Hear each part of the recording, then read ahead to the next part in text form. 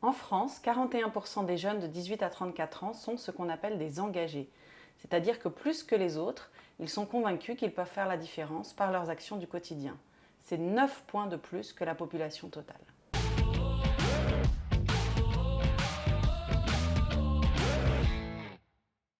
Bonjour Alejandra et Edouard, vous êtes représentant de l'association Mobile, The Mobility Board of Young Leaders. Bonjour Isabelle. Bonjour. Alejandra, peux-tu nous expliquer ce qu'est Mobile et pourquoi vous avez créé cette association ? Oui, bien sûr Isabelle. Alors Mobile, c'est une association des jeunes engagés sur les enjeux de transformation sociétale et écologique de notre mobilité. Elle a été créée en 2022 sous le soutien de Movinon et aujourd'hui, tout notre enjeu, c'est de porter la voix et les attentes en termes de mobilité des jeunes générations auprès des entreprises et des acteurs du secteur pour une mobilité plus durable aujourd'hui et demain. Édouard, l'étude que vous avez réalisée analyse les attentes et les comportements des jeunes en matière de mobilité. Quels en sont les principaux enseignements ? On a eu la chance de pouvoir s'appuyer sur la méthodologie de segmentation Kantar qui classifie les répondants selon leur niveau d'engagement social et environnemental.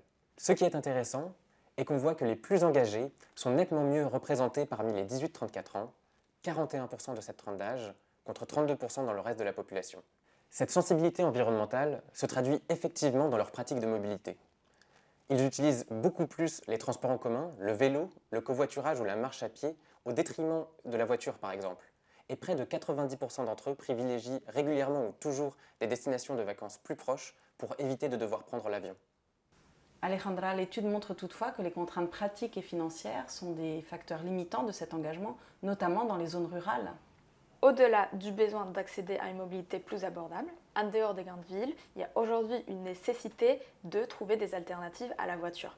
Parce qu'aujourd'hui, pour 2/3 des jeunes, elle représente encore le seul moyen de transport qu'ils ont pour leurs besoins des transports au quotidien et notamment pour se rendre au travail.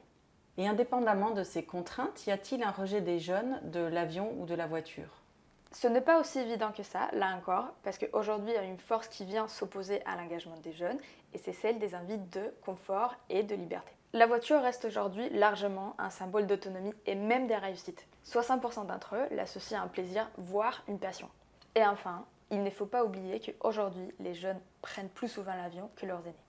En définitive, notre étude met en évidence une forme de dissonance cognitive chez les jeunes entre leur engagement environnemental grandissant, les contraintes pratiques et financières du quotidien, et aussi leur envie de confort et de voyage.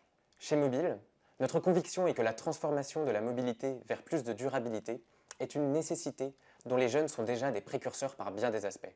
Ainsi, par exemple, près de 80% des jeunes engagés seraient prêts à renoncer à la voiture si un arrêt de transport en commun se trouvait près de chez eux. À l'État et aux entreprises d'accompagner les citoyens dans cette volonté de transformation. Merci beaucoup Alejandra et Edouard pour ces enseignements et implications pour une mobilité plus durable. Merci.